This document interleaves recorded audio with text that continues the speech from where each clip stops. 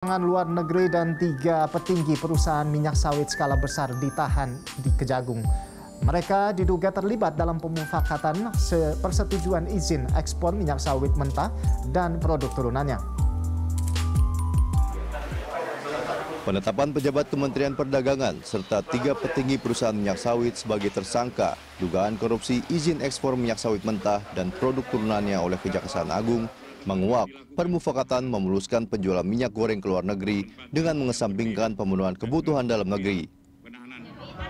Hal ini ditenggarai sebagai salah satu faktor yang sempat menyebabkan kelangkaan minyak goreng di tanah air. 4 orang yang ditetapkan sebagai tersangka dalam kasus itu ialah Direktur Jenderal Perdagangan Luar Negeri Kementerian Perdagangan Indrasari Wisnuwardana dan Komisaris PT Wilmar Nabati Indonesia Master Parulian Tumanggor. Selain itu, juga Senior Manager Corporate Affairs Permata Hijau Group Stanley M.A. dan General Manager Bagian General Affairs PT Musim Mas Piker Togare Sitanggang. Setelah ditetapkan sebagai tersangka, mereka juga ditahan Kejaksaan Agung di tempat terpisah, yakni Rumah Tahanan Salemba Cabang Kejagung dan Rutan Salemba Cabang Kejaksaan Negeri Jakarta Selatan. Tersangka ditetapkan 4 orang. Yang pertama, pejabat eselon 1 pada Kementerian Perdagangan bernama IWW, Direktur Jenderal Perdagangan Luar Negeri Kementerian Perdagangan.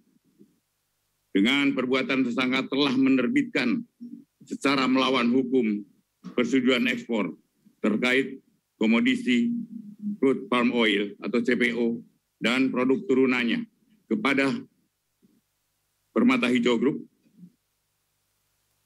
Wilmar Nabati Indonesia, PT Multimas Nabati Asahan, dan PT Musim Mas.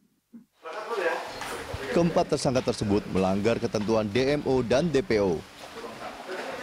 Ketiga perusahaan itu mendistribusikan CPO dan produk turunannya tidak sesuai dengan harga penjualan dalam negeri. Mereka juga tidak mendistribusikan CPO dan produk turunannya di dalam negeri sebanyak 20% dari total jumlah yang diekspor. Tindakan para tersangka, kata Burhan, menyebabkan kerugian perekonomian negara. Tim Liputan Berita 1 Jakarta. Artinya, siapapun pelakunya. Jaksa Agung Sanitiar Burhanuddin menjelaskan berdasarkan hasil pemeriksaan, mulai penyelidikan dan ditingkatkan penyidikan lalu ditemukan alat bukti. Ada beberapa perusahaan ekspor dengan cara melawan hukum dan dari alat bukti ditemukan ada kerjasama dilakukan oleh salah satu pejabat negara di Kemendak. Dan berikut kronologi pengungkapan kasus kelangkaan minyak goreng.